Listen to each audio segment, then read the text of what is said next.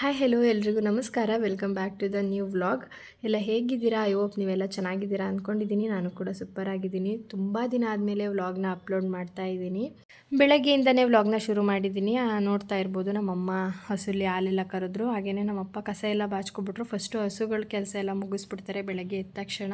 ಇವತ್ತಿನ ಕೆಲಸ ಬಂದು ಸ್ವಲ್ಪ ತೋಟಕ್ಕೆ ಸೊಪ್ಪೆರ್ಚಬೇಕಾಗಿತ್ತು. ಹಾಗೆಯೇ ಬೀನ್ಸ್ಗಳನ್ನ ಹಾಕಬೇಕು ಅಂತ ಹೇಳಿ ಬೆಳಗ್ಗೆ ಬೇಗ ಇದು ಕೆಲಸಗಳನ್ನ ಮುಗಿಸ್ಕೊಂಡಿದ್ದೀವಿ. ತಿಂಡಿ ಕೂಡ ಮಾಡಿಲ್ಲ ಮನೇಲಿ. ತಿಂಡಿ ಮಾಡ್ತಾ ಕೂತ್ಕೊಂಡ್ರೆ ಟೈಮ್ ಆಗುತ್ತೆ, ತುಂಬಾ ಬಿಸಿಲು ಬರುತ್ತೆ, ಆವಾಗ ಕೆಲಸ ಮಾಡೋಕ್ಕಾಗಲ್ಲ ಅಂತ ಹೇಳಿ ತಿಂಡಿ ಕೂಡ ಮಾಡಿಲ್ಲ. ಅಷ್ಟರೊಳಗಡೆ ಕೆಲಸ ಮುಗಿಸಿ ಮನೆಗೆ ಬರೋಣ ಅಂತ ಅಂದ್ಕೊಂಡಿದ್ದೀವಿ. ಇಲ್ಲಿ ಸೊಪ್ಪಿಗೆ ಗೊಬ್ಬರ ಎಲ್ಲದನ್ನು ರೆಡಿ ಮಾಡ್ಕೊತಾ ಇದ್ದಾನೆ.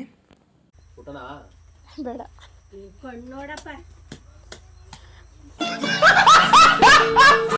ಅವನಿಗಂತೂ ರೋಸ್ಟ್ ಮಾಡೋದ್ರಲ್ಲಿ ನಮ್ಮಮ್ಮನೇ ಫೇಮಸ್ಸು. ಅವನೇನು ಹೇಳಿದ್ರು ಅದಕ್ಕೊಂದು ಏನಾದ್ರು ಹೇಳ್ತಾರೆ.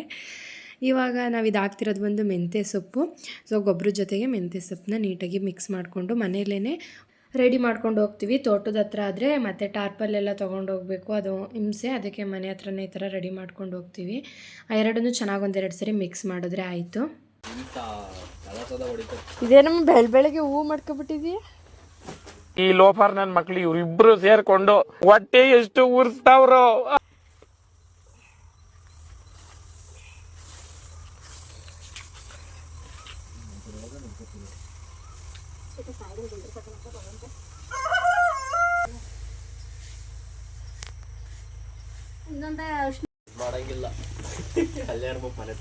ಎಲ್ಲದನ್ನು ರೆಡಿ ಮಾಡಿಕೊಂಡು ನಾವು ಕೂಡ ತೋಟದ ಹತ್ರ ಹೊರಟು. ನಾನೊಂದು ಅರ್ಧ ಬಿನ್ಗೆಯಷ್ಟು ನೀರಿತ್ತು, ಅದನ್ನು ಎತ್ಕೊಂಡು ಹೋಗ್ತಾ ಇದ್ದೀನಿ. ಅಂದರೆ ಇದು ಕುಡಿದು ಮುಗಿಸೋದ್ರೊಳಗೆ ಬಾವಿ ಲೈನಂತೂ ಬರುತ್ತೆ, ಆವಾಗ ತುಂಬಿಸ್ಕೊಂಡ್ರಾಯ್ತು ಅಂತ. ಪೂರ್ತಿ ಇದ್ದಿದ್ರೆ ಪೂರ್ತಿ ತೊಗೊಂಡೋಗ್ತಿದ್ದೆ, ಅರ್ಧ ಕೂಡ ಇತ್ತಲ್ಲ, ಸುಮ್ಮನೆ ಅದನ್ನೇ ತೊಗೊಂಡು ಹೋಗ್ತಾ ಇದ್ದೀನಿ. ನಮ್ಮಮ್ಮ 2 ಬಕೆಟ್ ತೊಗೊಂಡು ಹೋಗ್ತಾವ್ರೆ. ಅಂದರೆ ಸೊಪ್ಪಿನ ಬೀಜ ಎರಚಬೇಕಲ್ಲ, ಅದು ಹಾಕೊಳ್ಳೋಕ್ಕೆ, ಮತ್ತು ಗೊಬ್ಬರ ಬಿಡಬೇಕಲ್ಲ ಅದಕ್ಕೆ ಅಂತ ಹೇಳಿ. ಎಷ್ಟು ನೀಟಾಗಿ ಬ್ಯಾಲೆನ್ಸ್ ಮಾಡ್ತಾರೆ ನೋಡಿ. ತಲೆ ಮೇಲಿರೋದು ನಮ್ಗೆ ಹಂಗೆ ಬರೋದೇ ಇಲ್ಲ, ಬೀಳಿಸ್ಬಿಡ್ತೀನಿ. ನಾವು ಹೋಗೋದ್ರೊಳಗೆ ನನ್ನ ತಮ್ಮ ಕೂಡ ಬೈಕಲ್ಲಿ ಬಂದಿದ್ದ. ಸ್ವಲ್ಪ ದೂರ ಆಗುತ್ತೆ ಮನೆಯಿಂದ, ಓದ್ಕೊಬರೋಕ್ಕಾಗಲ್ಲ ಅಂತೇಳಿ ಗಾಡೀಲೇ ಇಟ್ಕೊಬಂದಿದ್ದ. 2 ಚೀಲ ಮಾಡಿಕೊಂಡು ಸ್ವಲ್ಪ ಹಾಕ್ಕೊಂಡು. ಇವಾಗ ನಮ್ಮ ಅಪ್ಪ ಬೆಳಗ್ಗೆನೇ ಬಂದು ಒಂಚೂರು ನೇಗ್ಲೆಲ್ಲ ಹೊಡಿತಾಯಿದ್ರು. ಇದು ಬಂದು ರಿಂಗ್ ಬೀನ್ಸು. ಸೊ ಇಂದು ಸೀಡ್ಸ್ ಅಂತ ಹೇಳಿ ನೋಡ್ತಾ ಇದ್ದೀರಲ್ಲ, ನಂದಿ ಬ್ರ್ಯಾಂಡ್ದು. ಇದನ್ನು 2ನೇ ಸರಿ ಹಾಕ್ತಾ ಇರೋದು. ಫಸ್ಟ್ ಟೈಮ್ ಬಂದಾಗ ನೇಗ್ಲಿಗೂ ಗೆಣೆಗೆ ಹಾಕ್ಬಿಟ್ಟು ಹಾಗೆ ನೇಗ್ಲು ಹೊಡಿತಾರಲ್ಲ, ಆ ಥರ ಹೊಡೆದ್ಬಿಟ್ಟಿತ್ತು. ಅದು ಆಳವಾಗಿ ಬೀಜ ಹೋಗಿದ್ರಿಂದ ಹುಟ್ಟುವರೆಗೂ ಬರಲಿಲ್ಲ, ಸತ್ತೋಯ್ತು. ಹಂಗಾಗಿ ಈ ಸತಿ ನೀಟಾಗಿ ಅದು ಯಾವ ಥರ ಹಾಕಬೇಕು ಅಂತ ಎಲ್ಲ ನೋಡಿ ಈ ಥರ ಡಿಸ್ಕಷನ್ ಎಲ್ಲ ಮಾಡಿ ಹಾಕ್ತಾ ಇದ್ದಾರೆ. ಕೇಳ್ಕೊಂಡು ಬಂದಿತ್ತು. ಸೊ ಔಷಧಿ ಅಂಗಡಿಯವ್ರನ್ನೇ ಅವ್ರು ಹೇಳಿದ್ರು, ಈ ಥರ ಸಿಗಿಸ್ಕೊಂಡು ಹೋಗಿ ತುಂಬ ಆಳವಾಗಿ ಹಾಕ್ಬಿಡಿ, ಮೇಲೇ ಇರಬೇಕು, ಇಲ್ಲಾಂದರೆ ಬೀಜ ಕೊಳ್ತೋಗುತ್ತೆ ಬೇಗ ಆಳಕ್ಕೆ ಬಿದ್ದರೆ ಅಂತ ಹೇಳಿದರು. ಹಾಗಾಗಿ ಈ ಥರ ನೆಟ್ಕೊಂಡು ಹೋಗ್ತಾ ಇದ್ವಿ. ನನಗೆ ಅಮ್ಮ ಬೀನ್ಸ್ ಕಾಳು ಹಾಕೋಣ ಅಂತ ಹೇಳಿದಾಗ ಸರಿ ಅಂತ ಅಂದ್ಕೊಂಡು, ಸುಮ್ಮನೆ ಏನಕ್ಕೆ ಜಾಸ್ತಿ ಜನ, ನಾವೇ ಇದ್ದೀವಲ್ಲ 3 ಜನ ಹಾಕ್ಬೋದು ಅಂತ ನಾನು ಅಂದ್ಕೊಂಡೆ. ನಾರ್ಮಲ್ ಬೀನ್ಸ್ ಕಾಳು ಬರುತ್ತಲ್ಲ, ಅದನ್ನು ಉದುರಿಸ್ಕೊಂಡು ಒಂದು ಗೇಣ್ಗೊಂದು ಅಂತ ಹೇಳ್ಬಿಟ್ಟು ಉದುರಿಸ್ಕೊಂಡು ಜೋಳ ಹಾಕೋ ಥರ ಹಾಕ್ತೀವಿ. ಇಲ್ಲಿ ಬಂದು ನೋಡಿದ್ರೆ ನಮ್ಮಮ್ಮ ಆ ಥರ ಅಲ್ಲ, ಈ ಥರ ಹಾಕಬೇಕು ಅಂತ ತೋರಿಸ್ಕೊಡ್ತು. ಸೊ ನನಗೂ ನನ್ನ ತಮ್ಮಂಗೂ ಎಷ್ಟು ನಗು ಅಂದರೆ, ಬೇಡ ನಾವೇ ಇದ್ದೀವಲ್ಲ ಅಂತ ಹೇಳಿದ್ದೀವಿ, ಇನ್ನೊಬ್ರನ್ನ ಯಾರನ್ನೂ ಕರ್ಕೊಂಡು ಇಲ್ಲ. ಮತ್ತು ನಮ್ಮಮ್ಮ ನಾವು ಹೇಳಿದ್ರು ಏನು ಎಕ್ಸ್ಟ್ರಾ ಜನನ ಕರ್ಕೋತಾ ಇರಲಿಲ್ಲ. ಇಷ್ಟಕ್ಕೆಲ್ಲ ಏನು ನಡ್ರಿ ನಾವೇ ಮಾಡೋಣ ಅಂತ ಹೇಳೋದು. ಒಟ್ಟಿನಲ್ಲಿ ನಾವು ಅಂದ್ಕೊಂಡಿದ್ದೊಂದು ಅದಾಗಿದ್ದೇ ಒಂದು. ಈ ಥರ ಒಂದೊಂದೇ ಕಾಳು ತೊಗೊಂಡು ಹಿಂಗೆ ಬಗ್ಗಿ ಫುಲ್ಲು ಲೈನ್ ಹಿಂಗೆ ಬಗ್ಕೊಂಡು ಹೋಗ್ಬೇಕು. ಎಷ್ಟು ಸೊಂಟ ನೋವು. ಮತ್ತು ಒಂದು ಸ್ವಲ್ಪ ಜನ ಇದ್ದರೆ ಅಟ್ಲೀಸ್ಟ್ ಹೆಂಗೋ ಮಾತಾಡ್ಕೊಂಡು ಬೇಗ ಆಗೋದು. ಇತ್ತಾಗ ನನ್ನ ತಮ್ಮ ಅಂದರೆ ಹ್ಞೂ ಅನ್ನಲ್ಲ. ನಾನು 10 ಮಾತಾಡಿದ್ರೆ ಅವನು 1 ಮಾತಾಡ್ತಾನೆ. ಆದರೆ ಅವನಿಗೆ ಏನು ಸಿಟ್ಟು ಬಂತು ಅಂದರೆ, ಎಷ್ಟೋ ಟ್ರೈ ಮಾಡ್ದೆ ಅವನು, ಇಲ್ಲ ಈ ಥರ ನಿಧಾನಕ್ಕೆ ನೇಗ್ಲು ಹೊಡೀಲಿ, ಜಾಸ್ತಿ ಮಣ್ಣು ಏರೋದು ಬೇಡ, ಏನಾಗಲ್ಲ ಹುಟ್ಟು ಬರುತ್ತೆ ಹಾಕಮ್ಮ ಅಂದರು. ನಮ್ಮಮ್ಮ ಕೇಳಿಲ್ಲ. ಆ ಥರ ಮಾಡಿ ಒಂದು ಸತಿ ಹಾಳಾಗೋಗೈತೆ ಪೈರು, ನೀನು ಮತ್ತೆ ಇದು ಮಾಡಿಬಿಡ, ಈ ಥರ ಹಾಕು, ನಾನು ಹೇಳ್ದಷ್ಟು ಮಾಡು ಅಂತ ಬೈತು. ಅವನು ಈ ಥರ ಕೆಲಸ ಎಲ್ಲ ಕಡಿಮೆ ಮಾಡೋದು, ಇನ್ನೂ ಬೇಕಾದರೆ ಗೊಬ್ಬರ ಬಿಡೋದು ಆ ಥರ ಮಾಡಿಬಿಡ್ತಾನೆ. ಈ ಥರ ಬಗ್ಗಿ ಕೆಲಸ ಮಾಡೋದು ಅಂದರೆ ಅವ್ನಿಗಾಗಲ್ಲ. ಅದರಲ್ಲಿ ಬೇರೆ ನಮ್ಮಮ್ಮ ಬೈದ್ಬಿಟ್ರ, 2 ಲೈನು ನೆಡೋವರೆಗೂ ಶಾಪ್ ಹಾಕಿದ್ದೆ, ನೀವೆಲ್ಲ ಹುಟ್ಟು ಬರಬಾರ್ದು ಹಾಗೆ ಹೀಗೆ ಅಂತ ಹೇಳಿ. ಆಮೇಲೆ ನೆನಪು ಮಾಡ್ಕೊಂಡು, ಅಯ್ಯೋ ಹುಟ್ಟು ಬರಲಪ್ಪ, ನಾನು ಸುಮ್ಮನೆ ಹಂಗಂದೆ. ಅಕಸ್ಮಾತ್ ಹುಟ್ಟು ಬರಲಿಲ್ಲ ಅಂದರೆ ಅದಕ್ಕೂ ನಮ್ಮಮ್ಮ ನನ್ನೇ ಬೈಯುತ್ತೆ, ನೀನು ಯಾವ ಥರ ಹಾಕ್ತೀಯೋ ಅದಕ್ಕೆ ಹಿಂಗಾಯಿತು, ನೀನು ಮೊದಲೇ ಸ್ಟಾರ್ಟಿಂಗಲ್ಲೇ ಗೊಣ ಅಂತೀಯ, ಹಾಕುವಾಗ ಏನಾದ್ರು ಪೈರು ಮಾಡುವಾಗ ಅಂತ ಅಂದ್ಕೊಂಡು ಅವನವನೇ ನಗಾಡ್ತಿದ್ದ. ಸೊ ಇನ್ನು ಅಷ್ಟರಲ್ಲಿ ನಾವು ನೆಡ್ತಾ ಇದ್ದ, ಅಮ್ಮ ಹೋಗಿ ಸೊಪ್ಪೆಲ್ಲ ಎರಚಿಬಿಟ್ಟು ಬಂದರು. ಆಮೇಲೆ ಅಮ್ಮನೂ ಕೂಡ ನಮ್ಮ ಜೊತೆ ಹಾಕೋದಕ್ಕೆ ಶುರು ಮಾಡಿದ್ರು. ಸೊಪ್ಪು ಎರ್ಚ್ ಬಂದರೆ ಟ್ಯಾಕ್ಟ್ರು ಹೊಡಿತಾ ಇತ್ತು. ಓಕೆನಾ. ಇನ್ನು ತಿಂಡಿ ಮಾಡಿರಲಿಲ್ಲ ಮನೇಲಿ. ಇವಾಗ ಮಧ್ಯದಲ್ಲಿ ಹೋಗಿ ತಿಂಡಿ ಮಾಡೋಕ್ಕೆ ಹೋಗಲ್ಲ, ಇಲ್ಲೂ ಕೆಲಸ ಮಾಡ್ತಾಯಿದ್ದೀವಿ. ಮತ್ತು ಮನೆಗೆ ಹೋಗಿ ತಿಂಡಿ ಮಾಡೋ ಹೊತ್ತಿಗೆ ಮಧ್ಯಾಹ್ನ ಆಗುತ್ತೆ ಅಂತ ಹೇಳಿ ಸೊ ಹೋಟ್ಲಿಂದನೇ ತರಿಸಿದ್ವಿ. ಅಂದರೆ ನಾವು ಪಲಾವ್ ಹೇಳಿದ್ದು, ಅವ್ನು ಕುಷ್ಕಮಟ್ಟೆ ತಂದಿದ್ದ ನನ್ನ ತಮ್ಮ ಹೋಗಿ. ಮತ್ತು ಅವನಿಗೆ ಫಿಶ್ಶು ಆ ಥರ ನಾನ್ ವೆಜ್ ಅಂದರೆ ತುಂಬ ಇಷ್ಟ. ಅದಕ್ಕೆ ಏನೋ ತೊಗೊಬಂದಿದ್ದ. ನಮ್ಮಮ್ಮ ಅದರಲ್ಲೂ ಅರ್ಧ ಮುರಿದ್ಬಿಟ್ಟು ನನಗೆ ಅರ್ಧ ಹಾಕ್ಸಿತ್ತು. ಫುಲ್ಲೆಲ್ಲ ಹಾಕಿನೇ ತಿಂಡಿ ತಿಂದಿದ್ದು. ಆಮೇಲೆ ಗೊಬ್ಬರ ಹಾಕೊಂಡ್ರೆ ಆಗುತ್ತೆ ಅಂತೇಳಿ ತಿಂಡಿ ತಿಂದುಬಿಟ್ರೆ ಕೆಲಸ ಮಾಡೋಕ್ಕಾಗಲ್ಲ, ಅದಕ್ಕೋಸ್ಕರ ಇವಾಗ ಎಲ್ಲ ಹಾಕಿ ಗೊಬ್ಬರ ಎಲ್ಲ ಬಿಟ್ಟಾಯಿತು. ಇನ್ನು ಇದು ಲಾಸ್ಟು, ಸೊ ಅದಕ್ಕೆ ವೀಡಿಯೋ ತೊಗೊಂಡೆ. ಇದನ್ನು ನಾನು ಮಿನಿ ವ್ಲಾಗ್ ಮಾಡಿ ಹಾಕೋಣ ಅಂತೇಳಿ ವೀಡಿಯೋನ ಈ ಥರ ಶೂಟ್ ಮಾಡ್ಕೊಂಡಿದ್ದು. ಆಮೇಲೆ ಯಾಕೋ ಇದನ್ನು ಲಾಂಗ್ ವೀಡಿಯೋನೇ ಮಾಡೋಣ ಅಂತ ಅನ್ನಿಸ್ತು, ಹಾಗಾಗಿ ಲಾಂಗ್ ವೀಡಿಯೋನೇ ಮಾಡ್ತಾಯಿದ್ದೀನಿ. ಹಾಗೆಯೇ ವೀಡಿಯೋನ ಯಾರೆಲ್ಲ ಸಬ್ಸ್ಕ್ರೈಬ್ ಮಾಡದೆ ನೋಡ್ತಾ ಇದ್ದೀರಾ, ಪ್ಲೀಸ್ ಸಬ್ಸ್ಕ್ರೈಬ್ ಮಾಡಿಕೊಂಡು ವೀಡಿಯೋನ ನೋಡಿ. ಆ ವಿಡಿಯೋ ಇಷ್ಟ ಆದರೆ ಲೈಕ್ ಮಾಡಿ. ನಿಮ್ಮ ಅಭಿಪ್ರಾಯ ಏನೇ ಇದ್ದರೂ ಕೂಡ ಕಮೆಂಟ್ ಬಾಕ್ಸಲ್ಲಿ ತಿಳಿಸಿ. ಸೊ ನನಗೂ ಖುಷಿ ಆಗುತ್ತೆ. ಆ್ಯಂಡ್ ನೀವು ಮಾಡೋ ಒಂದೊಂದು ಕಮೆಂಟ್ ಆಗಿರಲಿ, ಸಬ್ಸ್ಕ್ರೈಬು, ಲೈಕು ಎಲ್ಲ ಕೂಡ ನನಗೆ ನೆಕ್ಸ್ಟ್ ವೀಡಿಯೋ ಮಾಡೋದಕ್ಕೆ ಇನ್ಸ್ಪೈರ್ ಮಾಡುತ್ತೆ ಅಂತ ಹೇಳ್ತೀನಿ.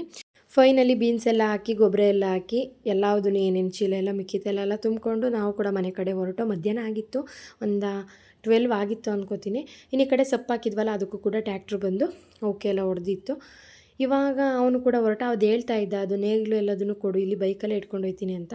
ಸೊ ನಮ್ಮಪ್ಪ ಬೈಕೆಲ್ಲ ಹಾಳಾಗುತ್ತೋ ಅಥವಾ ಏನಾದರೂ ಬೀಳಿಸ್ಬಿಟ್ಟು ನೇಗಿಲು ಅಥವಾ ನೋಗ ಏನಾದರೂ ಮುರಿದಾಗ್ತಾನೆ ಅಂದ್ಬಿಟ್ಟು ಬೇಡ ಬೇಡ ನಾನೇ ತೊಗೊಬರ್ತೀನಿ ಅಂತ ಹೇಳಿ, ಸೊ ನೋಡ್ತಾ ಇದ್ದೀರಲ್ಲ ಹೆಗ್ಲು ಮೇಲೊಂದು ಮತ್ತು ಶೋಲ್ಡರ್ಗೊಂದು ಹಾಕೊಂಡು ಹೋಗ್ತೈತೆ.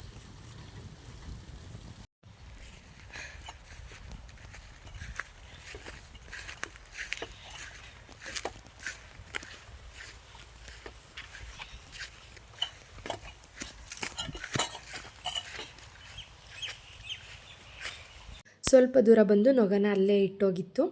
ತುಂಬ ಭಾರ ಇದೆ, ಅದು ಹೊಸ್ದಾಗಿ ಮಾಡಿರೋದ್ರಿಂದ ಅದು ಸ್ವಲ್ಪ ಒಣಗಿಲ್ಲ, ಇನ್ನೂ ಹಸಿ ಇರೋದ್ರಿಂದ ತುಂಬ ಭಾರ ಅನ್ನಿಸ್ತು. ಅದಕ್ಕೆ ಪಾಪ ಸುಸ್ತಾಯಿತು ಅನಿಸುತ್ತೆ, ಅಲ್ಲೇ ಇಟ್ಟೋಗಿದ್ರು. ಇನ್ನೊಂದು ಸರಿ ಬಂದು ತೊಗೊಬರ್ತೀನಿ ಬಾ ಅಂತ ಹೇಳಿ. ಇನ್ನು ನನ್ನ ಹತ್ರನೂ ಇನ್ನು ಜಾಸ್ತಿ ಬಿನ್ಗೆ ಒಂದು ತೊಗೊಂಡು ಬರ್ತಾ ಇದ್ನಲ್ವ, ಅದಕ್ಕೆ ಒಂದು ಸೈಡ್ ಹಾಕೊಬರ್ತೀನಿ ನಡ್ರಿ, ಮತ್ತೆ ಏನಕ್ಕೆ ಬರ್ತೀರಾ ಅಂತೇಳಿ ತೊಗೊಂಡು ಹೋಗ್ತಾ ಇದ್ದೀನಿ. ತುಂಬಾ ಭಾರ ಇತ್ತು ಪಾಪ, ಅದ್ರ ಜೊತೆಗೆ ನೇಗ್ಲು ಬೇರೆ ಇಟ್ಕೊಂಡಿದ್ರು. ಇನ್ನು ಮನೆಗೆ ಬಂದೆ. ಅಷ್ಟೊತ್ತಿಗೆ ನೋಡಿ, ಮನೆಗೆ ಬರೋ ಹೊತ್ತಿಗೆ ಅದನ್ನೇ ನೋಡ್ತಾ ಇದ್ದೆ, ಎಷ್ಟು ಬೆವರು ಅಂದರೆ ನನಗೆ ಇಷ್ಟು ಸುಸ್ತಾಯ್ತಿದೆಯಲ್ಲ, ಇನ್ನು ನಮ್ಮ ಅಪ್ಪ ಅಮ್ಮ ಇನ್ನೆಷ್ಟು ಸುಸ್ತಾಗಿರ್ಬೋದಲ್ವ. ಆದರೆ ಅವ್ರು ಸುಸ್ತು ಅನ್ನೋದೇ ಇಲ್ಲ, ಸುಮ್ಮನೆ ಕೆಲಸ ಮಾಡ್ತಾನೆ ಇರ್ತಾರೆ ಪಾಪ. ಇನ್ನು ಬಂದ ತಕ್ಷಣ ಎಳ್ನೀರು ಕುಡ್ದು, ತುಂಬ ಬಿಸಿಲಿತ್ತಲ್ಲ ಹಾಗಾಗಿ. ಆಮೇಲೆ ಒಂದು 2 ಅವರ್ ರೆಸ್ಟ್ ಮಾಡ್ದು. ಒಂದು 4 ಗಂಟೆವರೆಗೂ ಇನ್ನೇನು ಮಾಮೂಲಿ ರೆಸ್ಟ್ ಎಲ್ಲ ಮಾಡಿ ಮನೆದೊಂಚೂರು ಕೆಲಸ ಎಲ್ಲ ಮಾಡಿಕೊಂಡು ಇವಾಗ ಹಸುಗಳಿಗೆ ಹುಲ್ಲ ಕುಯ್ಕೊಳ್ಳೋಣ ಅಂತೇಳಿ ಅಪ್ಪ ಬರ್ತಾಯಿದ್ರು.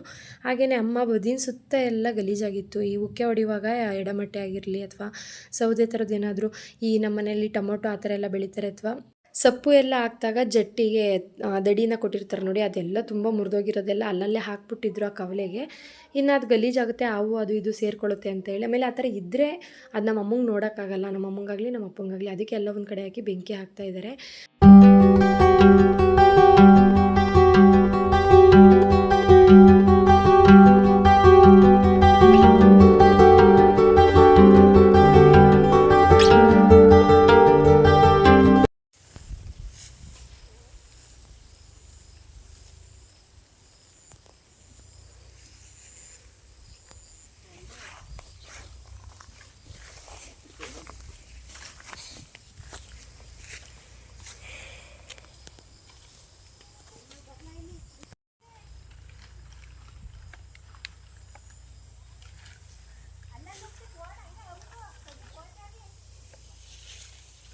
ಅಡಿಕೆ ಗಿಡದಲ್ಲಿ ಒಂದಿಷ್ಟು ರಾಗಿ ಕಡ್ಡಿ ಮತ್ತು ಗರಿಕೆ ಹುಲ್ಲು ಆ ಥರ ಇತ್ತು. ಅದಕ್ಕೆ ಹಸುಗಳಿಗೆ ಅದೇ ಆಗುತ್ತೆ ಅಂತೇಳಿ ಅಪ್ಪ ಕುಯ್ತಾಯಿದ್ರು. ಇನ್ನು ನಾನು ನನ್ನ ತಮ್ಮ ಡ್ರಿಪ್ ವೈರ್ನ ಬಿಚ್ತಾ ಇದ್ವಿ.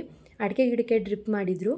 ಸ್ವಲ್ಪ ನೀರು ಬಾವಿಯಲ್ಲಿ ಕಡಿಮೆ ಆಗಿತ್ತು, ಮತ್ತು ಬೇರೆದಕ್ಕೆಲ್ಲ ನೀರು ಹಾಯಿಸೋದಕ್ಕೆ ತುಂಬಾ ನೀರು ಶಾರ್ಟೇಜ್ ಆಯ್ತಾಯಿತ್ತು ಅಂತ ಹೇಳಿ ಈ ಥರ ಮಾಡಿದರು. ಇವಾಗ ಉಕ್ಕೆ ಓಡಿಸ್ಬೇಕಲ್ವ, ತುಂಬಾ ಶೆಡ್ರಾಗ್ಬಿಟ್ಟಿದೆ. ಅದಕ್ಕೆ ಉಕ್ಕೆ ಓಡಿಸ್ಬೇಕಂತ ಹೇಳ್ಬಿಟ್ಟು ಡ್ರಿಪ್ ಎಲ್ಲ ತೆಗಿತಾ ಇದ್ದೀವಿ. ಟ್ಯಾಕ್ಟ್ರ್ ಇಲ್ಲಾಂದರೆ ಸುಮ್ಮನೆ ರೋಟ್ರ್ ಹಾಕಿಸ್ತೀವಲ್ವ, ಅದಕ್ಕೋಸ್ಕರ ನೆಕ್ಸ್ಟ್ ಯೂಸ್ ಆಗುತ್ತೆ ಡ್ರಿಪ್ಪು, ಇಲ್ಲಾಂದರೆ ಸುಮ್ಮನೆ ಕಟ್ಟಾಗುತ್ತೆ ಅಂತೇಳಿ. ಆ ಡ್ರಿಪ್ ಮೇಲ್ಗಡೆ ತುಂಬ ಹುಲ್ಲೆಲ್ಲ ಬೆಳ್ಕೊಬಿಟ್ಟಿದ್ದೋ. ಸೊ ಅದನ್ನೆಲ್ಲ ನಾನು ಎತ್ಕೊಟ್ಟಂಗೆ ಅವನು ಮಡಿಸಿ ಎತ್ತಿಡ್ತಿದ್ದ. ಇನ್ನು ಸಂಜೆ ಟೈಮಲ್ಲಿ ಅಡಿಕೆ ಗಿಡಕ್ಕೆ ಅಂದರೆ ಒಂದು 4:30 ಮೇಲೆ 5 ಈ ಥರ ಅಂತೂ ಹೋಗ್ಬಿಟ್ರೆ ಈ ಥರ ಸೊಳ್ಳೆಗಳ ಕಾಟ. ಅದೇನು ಸೊಳ್ಳೆ ಅಲ್ಲ, ಅದು ಒಂಥರ ಅದೇನೇ ಹೇಳ್ತಾರಪ್ಪ ನಮ್ಮಮ್ಮ, ಅದೇನೋ ಹೇಳುತ್ತೆ. ಅದು ಕಚ್ಚಿಬಿಟ್ರೆ ಗಂಧೆಗಳೇ ಬಂದೋಗುತ್ತೆ. ಏನು ಓಡಿಸಿದ್ರಲ್ಲ ಬಂದು ಕೈ ಕಾಲೆಲ್ಲ ಕಚ್ಕೊತಾ ಇದ್ದಾವೆ. ನಾನು ತುಂಬ ಕಡಿಮೆ ಸಂಜೆ ಟೈಮಲ್ಲಿ ಅಡಿಕೆ ಗಿಡದೊಳಗಡೆ ಹೋಗೋದು, ಹಂಗಾಗಿ ನನಗೆ ಗೊತ್ತಾಗಲಿಲ್ಲ. ಇಲ್ಲಾಂದರೆ ಫುಲ್ ಸ್ಲೀವ್ ಆಗ್ತಿದ್ದೆ ಅಥವಾ ಸ್ವೆಟರ್ ಏನಾರು ಹಾಕೊಂಡು ಹೋಗ್ತಿದ್ದೆ. ಎಷ್ಟು ಅಂದರೆ ಕೈ ಮೇಲೆ ಮುಖದ ಮೇಲೆಲ್ಲ ಕೂರ್ತಿದ್ದೆ, ಏನು ಓಡಿಸಿದ್ರೂ ಹೋಗ್ತಾ ಇಲ್ಲ. ಫುಲ್ ಮೈಯೆಲ್ಲ ಗಂದೆ ಮಾಡಾಕ್ಬಿಟ್ಟಿತ್ತು, ಕೈ ಕಾಲು ಎಲ್ಲ. ಆಮೇಲೆ ನಾವು ಅಮ್ಮ ನೋಡ್ಬಿಟ್ಟತ್ತಾಗಿ ಹೋಗಿ ಮನೆಗೆ ಅಂತ ಹೇಳಿದ್ರು. ಅಡಿಕೆ ತೋಟಕ್ಕೆ ಹೋದ್ರೇ ಒಂದು ಖುಷಿ, ಈ ಥರ ಒಂಬಳೆಗಳನ್ನ ನೋಡೋಕ್ಕಾಗಲಿ, ಮತ್ತು ಅದು ಎಷ್ಟು ಘಮ ಅಂತ ಇರುತ್ತೆ ಗೊತ್ತಾ ತೋಟದ ತುಂಬ. ಈ ಮಲ್ಲಿಗೆ ಹೂ ಗಮ್ಮನತ್ತಲ್ಲ ಆ ಥರ. ಇದೊಂದು ರೀಲ್ಸ್ ಮಾಡೋಣ ಅಂತೇಳಿ ನನ್ನ ತಮ್ಮನ ಕೈಲಿ ಈ ಥರ ಓಪನ್ ಮಾಡಿಸ್ದೆ. ಇದನ್ನು ನೋಡಿದಾಗೆಲ್ಲ ತುಂಬ ಖುಷಿ ಆಗುತ್ತೆ. ಸೊ ಇದು ನಮ್ಮ ಅಪ್ಪ ಅಮ್ಮನ ಕನಸು. ಹೆಂಗೆ ಅಂದರೆ ಒಂದು ತೋಟನ ಮೇಂಟೈನ್ ಮಾಡೋದಿದೆಯಲ್ಲ, ಅದು ಅಷ್ಟು ಈಸಿ ಅಲ್ಲ.